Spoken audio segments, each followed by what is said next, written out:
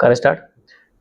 काल मध्यरात्री आमच्या ड विभागाला, निरीक्षक ड विभागाला मिळालेल्या गोपनीय माहितीच्या आधारे त्यांना अशी बातमी भेटली की दीव दमणमधून जे परराज्यातलं मद्य आहे, ज्याला महाराष्ट्रात विक्रीस प्रतिबंध आहे, अशा मद्याची वाहतूक होणार आहे.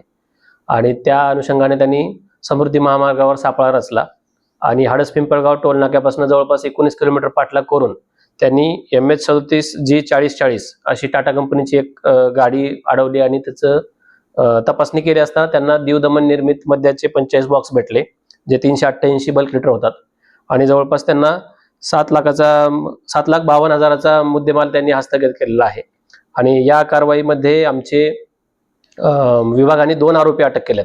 त्यातला एक आरोपी अनिल जयस्वाल हा मलकापूर जिल्हा अकोला इथला आहे.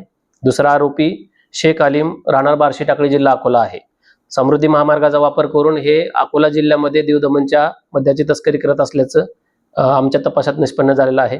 पुढील तपास निरीक्षक ड विभागाचे निरीक्षक श्री बगाटे हे करत आहेत. गुन्हे दाखल आहे का? नाही, हे आरोपी आमच्या जिल्ह्यातले नाहीत आणि याआधी त्यांच्यावर काही कुठले गुन्हे दाखल झाल्याचं आम्हाला आमच्या अभिलेखात आढळलेलं नाही.